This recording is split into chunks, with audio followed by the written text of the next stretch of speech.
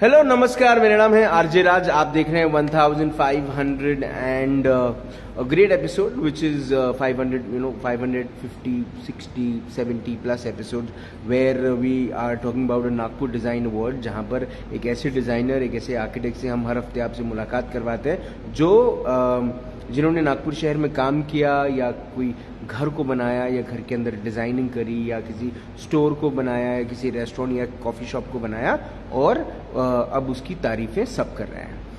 धन्यवाद करता हूं मैं the kitchen made Godrej interiors का, one of the brand which is presenting राज की बात Nagpur design award in association with Devsar Granite and Tiles, and also can't forget to thank Sabu's Home Sense। आप Fortune mall जाएं और Fortune mall जाने की एक वजह जरूर होनी चाहिए आपके पास, और वो है साबूज होम सेंस, जहां पर आपको मिलते हैं the best of furnishing products और आप अपने घर को खूबसूरत बना सकते हैं with the support of Saboo's home sense. Do meet Yash Saboo there, और राज की बात पे आपने उनका नाम सुना है, ये बोलकर आप डिस्काउंट भी पा सकते हैं। यस एंड अगर आप अपने घर में सोलार लगाएंगे तो please connect mega power energies private limited, company own by Abhijit Shukla. His idea is to make home look जगमगाता रहे आपका घर, बिजली के आपको बहुत ज्यादा पैसे ना भरना पड़े, और सोलार पावर से यानी सूर्य देव के आशीर्वाद से आपके घर में हमेशा बत्ती रहे, जगमगाता रहे आपका घर। With me is a lady who is young, who is dynamic, who is energetic, and somebody who has made Lala Mama.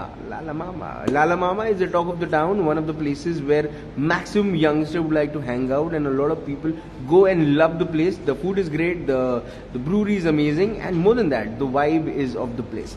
Please welcome my guest today, interior designer, popularly known as Ashu Sao, and she is Bhanu Sao. हाय, कैसी हैं आप? बहुत बढ़िया। पहले तो आपको बहुत बहुत शुभकामनाएं, आपको बधाई कि आप नागपुर डिजाइन अवार्ड आज आपके हाथ में है, बहुत बहुत बधाई आपको उसके लिए। मैम, एक गुजारिश ये कि आपको थोड़ा ऊंचा बोलना पड़ेगा, हमारे नागपुर शहर के और बाहर के हमारे देश के लोग जो है वो थोड़ा सा ऊंचा सुनते हैं। तो सबसे पहले तो ये कि आशु साव की जो जर्नी है उसके बारे में थोड़ा बताएं। सो आई स्टार्टेड जब मैं यहाँ नागपुर आई थी 2015 में। तो कहाँ से हैं आप? मैं चंद्रपुर से। आप चंद्रपुर से? जी। So that time I was doing the engineering. मैंने 2 साल इंजीनियरिंग करी। मुझे ऐसा लगा कि इंजीनियरिंग मेरे लिए नहीं है, क्योंकि मुझे कहीं ना कहीं ऐसा लगा कि मैं बहुत लॉस्ट हूँ इंजीनियरिंग। देन मेरे कलीग्स है, जो बहुत सारे फ्रेंड्स थे जो आर्किटेक्चर स्टूडेंट्स थे, तो उनसे मैं बहुत इंस्पायर्ड होके ऐसा था कि मुझे इंटीरियर्स या आर्किटेक्चर में कुछ करना। एंड मेरा बचपन से ही पैशन था कि मैं इंटीरियर्स करूँ, मेरा डिज़ाइनिंग एंड ड्राइंग में बहुत अच्छा था। सो आई स्टार्टेड कि मैं इंटीरियर में शिफ्ट हो जाऊँ, तो इंजीनियरिंग से मैं शिफ्ट हुई इंटीरियर्स में जी। एंड वहाँ से मेरी जर्नी स्टार्ट हुई। आई स्टार्टेड, मैंने एक एडमिशन लिया सिंगल इंस्टीट्यूट ऑफ डिज़ाइन। वहाँ पे मैंने बहुत कुछ सीखा इंटीरियर्स के बारे में। देन उसके बाद मैंने जॉब करी। मैंने काफ़ी रैंडमली मैंने जॉब स्विच करी बहुत सारे जगह, एंड बहुत सारा नॉलेज गेन किया, बहुत कुछ सीखा मैंने। एंड फर्स्ट ब्रेक थ्रू मेरे एक फ्रेंड का घर था जो फ्लैट है, वो डिज़ाइन करना था जी, और साथ ही साथ मैंने वो भी कर लिया। देन मेरे पास लाला मामा ब्रूरी का ऑप्शन आया कि आप प्लीज़ ये डिज़ाइन करो। सो उस टाइम पे मुझे ऐसा था, मैं बहुत हेजिटेट कर रही थी कि should I able to design that, but still मैंने मेरे सारे स्किल्स लगा के उसे प्रेजेंट किया, प्रपोज ड्राइंग मैंने सारा कुछ किया, and then I get the project. And वहाँ से मेरा वो 3 साल तक वो प्रोजेक्ट चला। 3 साल continuously I am working and doing. Lala मामा के साथ भी मैं काम करती हूँ कि मैं और बेस्ट ऑफ बेस्ट क्या कर सकती हूँ उसमें। तो ऐसे मेरी स्टार्ट। तो ये 3 साल लगे लाला मामा को बनने में। सो जब आप अपना पहला आपने जो प्रोजेक्ट किया, और उसके बाद जब इंजीनियरिंग खत्म होने के बाद you thought of getting into a profession like interior designing, तो कभी आपको ऐसा लगा कि कोई बड़ा कोर्स में करूं या कहीं से जाकर जो बुकिश नॉलेज है या इंस्टीट्यूशनल नॉलेज है वो गेन करूं? राइट, मुझे ऐसा लगा था, but architecture and interiors mostly in practicing, सब प्रैक्टिस के ऊपर है। सो मैंने मोस्टली प्रैक्टिस में ध्यान दिया कि मैं प्रैक्टिकली कितना गेन कर सकूं नॉलेज। इंजीनियरिंग तो मैंने सेकेंड ईयर में आके मुझे ऐसा लगा कि नहीं करना चाहिए, बट फिर उसके बाद आई लॉस्ट होप्स कि अब मुझे जो करना है वो इसी में करना है, और इंटरेस्ट भी और मेरा पैशन भी उसी में। तो सब कुछ मैंने उसी से स्टार्ट किया। अब चूंकि एक प्रोजेक्ट आपका खत्म हुआ लाला मामा, people have appreciated, people are in love with the place. एक नया आपने एक अभी एक काम कंप्लीट किया है of a coffee shop which is near Trimurti Nagar. Little owl cafe. It's called little owl cafe. Little owl cafe. क्या है खासियत इस प्रोजेक्ट की? ये प्रोजेक्ट काफ़ी न्यू है, डिफरेंट है, थीम वाइज भी डिफरेंट है काफ़ी. मतलब पूरे नागपुर में लाला मामा से बेटर है मैं बोल सकती हूँ कि बहुत अच्छे से डिज़ाइन हुआ है. आप प्लीज़ विजिट करिए. और उसके जो मटेरियल्स है बहुत डिफरेंट है, एम्बियंस वाइज भी बहुत अच्छे है. And the best part is कि वहाँ पे जो डिज़ाइन करते वक्त मुझे प्रॉब्लम्स आई थी कि वो साइड पे कोई भी वॉल्स नहीं है. Without wall, without ceiling I have design that place. बहुत छोटी सी प्लेस है, बहुत क्यूट कैफे डिजाइन हुआ है. Turn out a good. तो एक इंजीनियरिंग बैकग्राउंड से जब एक डिजाइनर निकल कर आती हैं तो क्या क्या चीजें ध्यान में रहती हैं उनकी जब वो कोई भी प्रोजेक्ट हाथ में लेती हैं? इंजीनियरिंग बैकग्राउंड से कुछ मदद मिलती है? हाँ, बहुत सारी मदद मिलती है कि हमें actually I am doing the civil engineering. अच्छा. हाँ, SVSS से. तो मुझे काफ़ी हेल्प हुआ कि कैसे प्रोसेस होता है. मटेरियल्स का नॉलेज ऑलरेडी था, सिविल मटेरियल्स का, तो काफ़ी हद तक हेल्प हुई. आपके फेवरेट डिजाइनर्स कौन है? शंतनु गर्ग. वो दिल्ली में है, दिल्ली के सबसे अच्छे डिज़ाइनर हैं. शंतनु गर्ग रायपुर में भी उनका काफ़ी प्रोजेक्ट्स है. नागपुर में मेरे सबसे अच्छे अगर बोल सकते तो रितु चांदीकर, मैं उनको बहुत फॉलो करती हूँ. Ritu Chandikar ma'am. Yes, I really like her. तो कभी मौका मिला उनसे मिलने का, मुझे उनके साथ काम करने का? मैंने तो उनके लिए जॉब अप्रूवल भी डाला था, बट उनकी तरफ से कोई रिस्पॉन्ड नहीं आया. तो क्या हम अभी आप इंटरेस्टेड हैं जॉब करने में, अप्लाई करते हैं आपके? नहीं. अभी तो मुझे मैम के साथ काम करना है, उनसे सीखना है, ऐसा है. अच्छा, जब बात मैं कुछ चीजें आपसे पूछूंगा, बड़े रैपिड फायरली आप उसका जवाब दीजिएगा. What's your thought about vastu? Vastu हर किसी ने अप्लाई करना चाहिए, क्योंकि आपका पीस ऑफ माइंड वास्तु से ही होता है. आप जो भी प्लेस में एंटर करते हैं वहाँ पे एनवायरमेंट एक क्रिएट होता है, तो वास्तु के अकॉर्डिंग हो गया तो आपका माइंड आपको बहुत सोलफुल फील होगा उस प्लेस पे जाकर. What's your thought on solar energy? Solar energy बहुत अच्छा है. आपको इलेक्ट्रिसिटी बिल भरना नहीं पड़ेगा, दैट्स द मेन पॉइंट.